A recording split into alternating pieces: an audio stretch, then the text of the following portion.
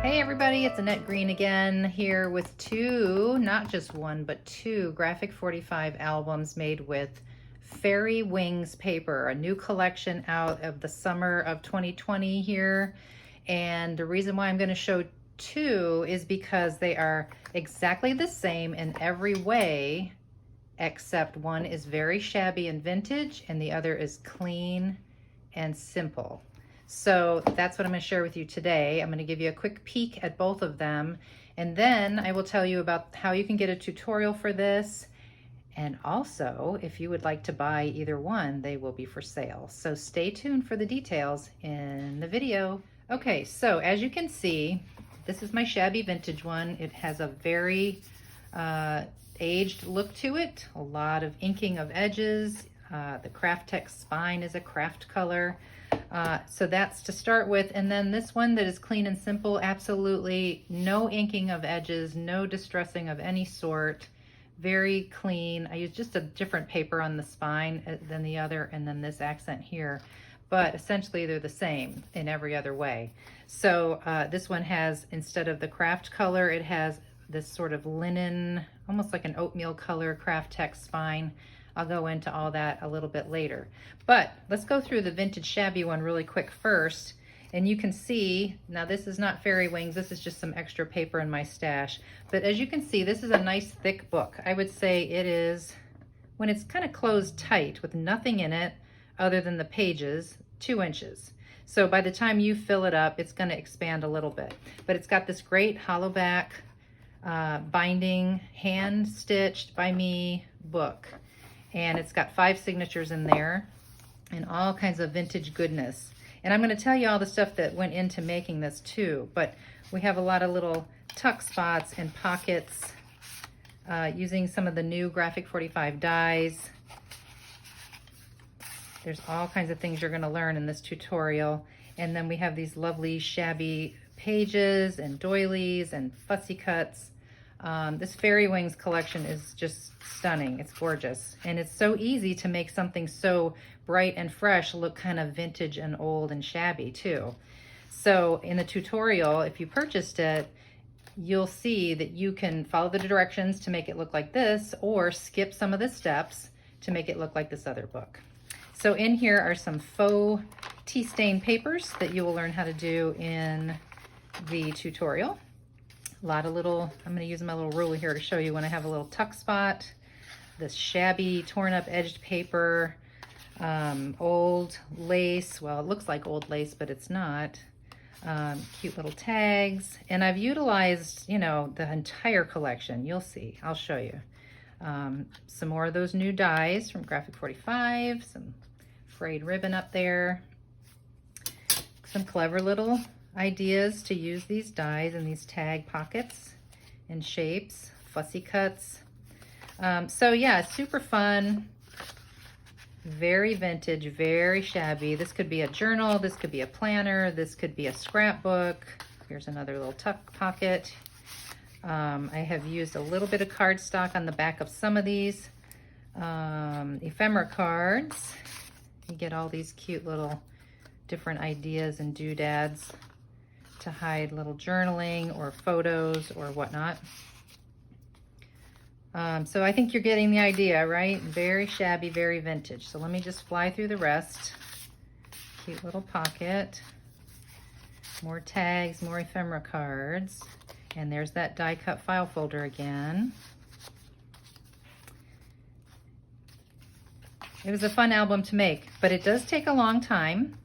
It is an advanced project in case you're interested in making it, because you will be doing faux tea staining, you will be doing bookbinding, you'll be inking all these edges, you'll be doing fussy cuts, but it's a labor of love. I thoroughly enjoyed it. Here's a little tuck spot. So I think it's something that you will thoroughly enjoy, but just know that it's not a quick project. It's one of those in-depth types. So we're almost to the end here of my vintage shabby version. These are a little tuck spot here. And then just a clever little use of the frame of this chipboard piece here. Okay, so that is that one, the Vintage Shabby. Okay, and then for the clean and simple one, I'm not going to walk you through the entire thing because you just saw it, but I will compare and show you how different it can look by just eliminating the steps of inking edges or tea staining the paper, or using vintagey looking lace. This is just very clean and simple. So like, for example, the very first page here in my clean and simple version looks like this. Everything's very bright and cheerful and new looking, as opposed to the Vintage Shabby version, which you saw here. So the pages are torn, everything's inked with a vintage photo ink. It has a very old, shabby, vintage feel. So big difference between that and this. So as you can see, sometimes where there was craft paper in the other one, this gives you that vintage feel, right? And this darker lace. In here, white cardstock, just as an alternative. It's bright and cheerful, and instead of lace, I just used some punches, border punches. Sometimes I did things on the Cricut. So there's absolutely no lace on this one except for the little reinforcement on the spine. So the pages, pure white, and this is just, like I'll tell you in the supplies, but this is just copier paper from the printer. So yeah, you're getting the feel here, right? Very different. This appeals to a lot of you, I'm sure. It just depends on your crafting style and what you're after and the feel that you want yours to have. I am definitely a vintage kind of gal. I like the old stuff. I like the nod to the vintage old days. So, okay, so you get the idea. Very, very bright and cheerful. So like I said, with the tutorial, you can make this book either way, easily. Okay, let's talk supply. And as always, you can use whatever paper that you want. Absolutely, this tutorial, you can get there with any paper that you want. I'll just show you what I used, and you can make that decision yourself. So like I said, brand new Fairy Wings 12 by 12 paper collection. This is the collection pack, so it comes with the 2 sheets of the stickers, and this is all you'll have left in the end. Now, what you need to know is I split the 12 by 12 in half, and I made one book with half and the other book with half. Now, you only get 2 sheet set of stickers, so you'd have to purchase another set of stickers. And I also used the chipboard pack, which is not in the collection, so you'd have to have 2 of these if you wanted to make 2 books. I'm just saying you have plenty of supply. So I used the 12 by 12 in the regular collection pack, half for one book. I used half of the 12 by 12 patterns and solids of Fairy Wings. And by the way, this is all I had left after making 2 books. Little tiny bit left. And then I used the ephemera and journaling cards, or journaling and ephemera cards. I also split that in half. So it went a long way, you guys, a long way. Okay, and I used the Graphic 45 die called Folder and Sentiment dies. I did use the little heart shape, little squiggly heart here. And of course I used the folder, and I didn't really use anything else from that. So if you have the die, great. If you have something similar, great. Use your cutting machines or your other dies. This is what I used. I also used the tag, pocket, and butterfly dies from Graphic 45. This is how they look. So you might recognize the tag and the pocket, and I used butterflies throughout because that just went perfectly with Fairy Wings. Now you can go out and buy a pack of like 4-inch doily. That's about the standard size. I mean, they're at the dollar store, they're everywhere, Walmart, Target. You can find doilies. If you have a doily die, even better, you know. So I did use my Cherryland Designs, I think it's called French Pastry doily die. And you can see it's purple. I have wax paper in here so it pops out easily. So I use that. And then I mentioned Craft Text.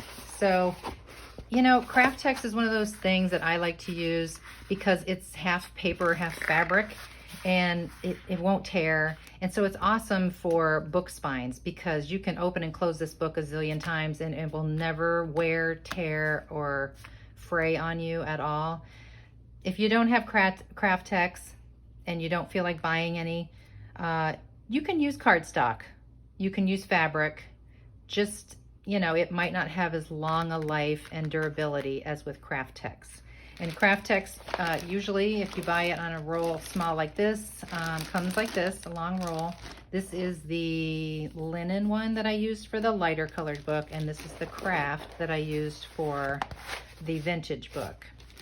Both of these I got on Amazon, and I use that all the time on different projects, so I don't mind spending a little bit on purchasing those. All right, and like I said, the pages inside, good old copy paper. Now, I don't use super thin, cheap stuff. I do actually like the 24-pound weight because I like to actually use my planners and journals, and I want to write on the papers, and sometimes I want to use markers, and I really don't like it when it bleeds through. I wouldn't use an alcohol marker on this, but you could use a felt tip kind of marker that doesn't bleed terribly badly. And there's no show through even when you write with a regular pen. So I go with 24-pound copy paper. Now, depending on which one you do and which one you make, you may want to have a few sheets of some craft cardstock. This is just a scrap piece, but I probably used a couple of 12 by 12 sheets of craft. And then the same with the clean book, I used white and a little off-white. You can see the difference here a little bit, cardstock. And the reason being is there's some situations in here where there is white on white, and they just did not work unless I made one of the things in a slightly lighter color. It was one thing in here with a doily, yeah, like this here. There's a doily on a circle there, and maybe in this light you'll see it, but the circle is actually that ivory color and the doily is a white color. So you might want to have a couple of those types of things. You might need a little, like a dark, it doesn't even matter, a dark thin piece of scrapbook paper, just scraps, for the area inside of the book when you construct it, that you can actually kind of see in there a little bit. You don't want it to be a really bright piece of paper. You know, just something in your stash, I'm sure will be fine. And then some fabric. And you may not have even seen fabric there, but there is fabric covering this book before the paper goes on it, and you see it in between all the signatures here. So you can pick something bright and cheerful for the clean one, or if you do the vintage one, I just used plain muslin and I inked it and made it all kind of vintage and dirty looking. So that, you'll need just a little bit of scrap fabric. In the tutorial, you will get several different templates. Okay, so these two will definitely be in the tutorial, and these are the guides that I use to actually punch my pages and do my stitching and sew them right into the book. So those will be in your tutorial. You can cut them out, trace them, whatever you need to do, onto a little thicker cardstock so they're durable, and use those. Also, I use this big old McGill punch for my tab foldovers. If you don't have something like that, or you don't have a Cricut machine, I'm going to include a flat template of this so you can trace this, and then you just fold it over, and that makes it nice and thick and strong. Okay. And like I said, I use some border punches and the Cricut machine to do a couple of these little decorative cuts that sort of look like lacy ribbon for the clean version of the book. Now, so if you want to do the vintage one, this is the kind of stuff I would suggest if you have it in your stash or you can find it. So I went to the kitchen and I got me some of my cheesecloth that I sometimes use for cooking, and I kind of did the same treatment of coffee, faux tea staining, coffee staining on a little bit of cheesecloth. You might need 2 pieces about that big, you know, you'll see it in the tutorial.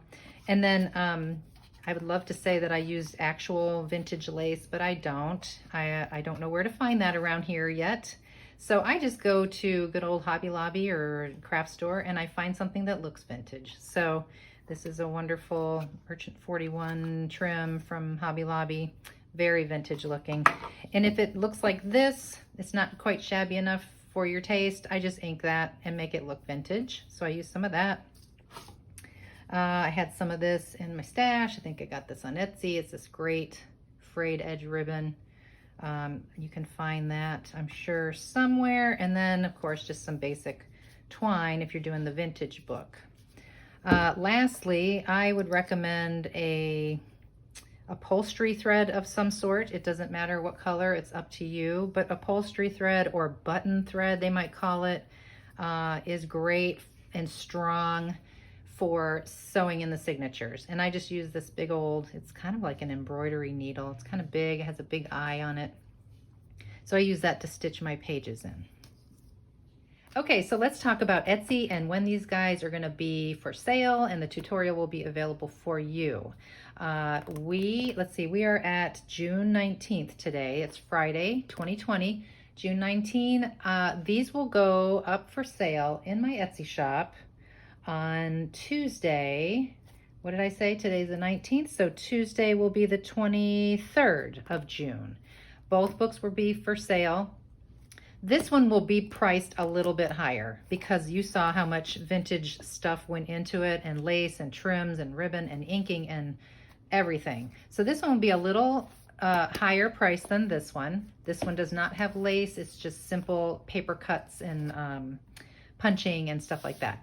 So know that ahead of time. The tutorial will also be going up for sale as a digital download on that same Tuesday. Okay. Those are unlimited. You know, it's just a PDF file with the templates and everything. So just make sure when you go in, if you're interested in buying the books, if you go into your Etsy shop, I'm going to say 6 p.m. Tuesday evening. I'm going to write it down over here so I don't forget. That's when these books for sale will go up. So you need to make sure you get into your Etsy shop or into your Etsy account, sign in, that's key, and then wait, you know, a few minutes before 6. Just get in there and get signed in. And then go to my page and just wait. And then at 6, just keep hitting that refresh button until you see these come up for sale. There seems to be some confusion about that with some people looking for something they want to buy that they were told is going to get posted. The time is not always exactly right on the money, so that's why I say keep hitting the refresh, because it might be 6:01 by the time Etsy actually posts it, or even 6:05. So just be patient and it will show up next Tuesday by 6 p.m. Tutorial, same thing. I'll probably list the tutorial as soon as I get it finished on Tuesday morning. So because those don't expire, you can buy them anytime.